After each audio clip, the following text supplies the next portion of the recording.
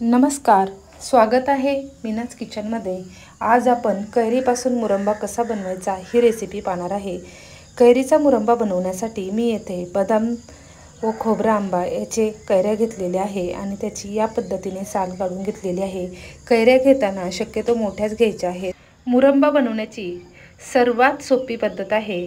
जेवढ्या कैऱ्या आहे तेवढाच गुळ आपल्याला इथे वापरायचा आहे। गुळाऐवजी तुम्ही साखर वापरली तरी चालते। अशा प्रकारे आपण येथे सर्व कैऱ्यांची साल काढून घेतलेली आहे आणि खिसणीच्या साहाय्याने या पद्धतीने आपल्याला ह्या कैऱ्या खिसून घ्यायच्या आहे।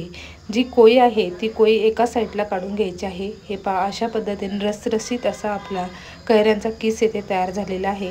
आता हा किस आपल्याला एका नेटच्या बॅगमध्ये आम्ही भरून घेतलेला आहे किंवा कापडी वस्त्राच्या साहाय्याने तुम्ही या पद्धतीने याचा ज्यूस एका साईडला काढून घ्यायचा आहे। हा जो ज्यूस आहे हा ज्यूस आपण सरबत म्हणून वापरू शकतो। आता जेवढ्या कैऱ्या आहेत तेवढाच गूळ आपल्याला लागणार आहे। जवळजवळ 5 किलो कैऱ्यासाठी आम्ही येथे 5 किलो गूळ वापरलेला आहे।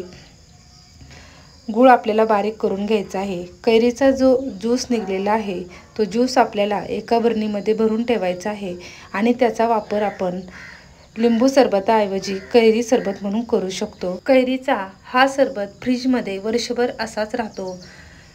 आता थोडासा ज्यूस आपण एका ग्लासामध्ये टाकून घेतलेले आहे आणि चवीपुरती साखर टाकून घेतलेली आहे, मीठ टाकून घेतलेले आहे आणि पाणी टाकून या पद्धतीने आपण हा सरबत पिऊ शकतो। लहान मुले आम्ही बनवलेला जो ज्यूस आहे त्याचा मस्त एन्जॉय करून सरबत पित आहे।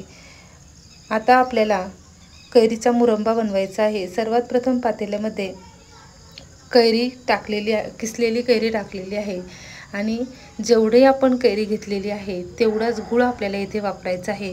गूळ पाट्यावरती बारीक करून घेतलेला आहे। गूळ पावडर वापरली तरी चालते आणि गुळाऐवजी साखर वापरली तरी सुद्धा चालते, परंतु हेल्थसाठी गूळ हा चांगला असतो। म्हणून या पद्धतीने मस्त कैरीचा किस आणि गूळ हे मिश्रण छान एकजीव करून घ्यायचे आहे। आपण थोडे थोडे करून हे मिश्रण एकत्रित करून घेतलेले आहे। कैरीचा हा मुरंबा बनण्यासाठी जवळजवळ अर्धा तास आपल्याला हे मिश्रण शिजून द्यायचे आहे। पूर्ण गूळ आणि कैरी छान एकजीव होईपर्यंत शिजून घ्यायचे आहे। हे पहा, गूळ टाकल्यानंतर कैरीचा किस व कैरीच्या किसाला व गुळाला पाणी सुटू लागते आणि त्या पाण्यामध्येच आपल्याला हा मुरंबा तयार करायचा आहे। एक अर्ध्या तासामध्ये चुलीवरती मस्त असा आपला इथे मुरंबा तयार झालेला आहे। थोडीशी दालचिनी आपण इथे टाकलेली आहे। दालचिनी लवंग टाकल्यामुळे मुरंबा वर्षभर असाच राहतो। लहान मुलांना टिफिनवरती तुम्ही जसे आपण विकतचे जाम देतो त्या पद्धतीने चपातीमध्ये हे जर मिक्स करून त्याचा रोल बनवून दिला तर मुले हे हेल्दी फूड आवडीने खातात। मुरंबा कसा वाटला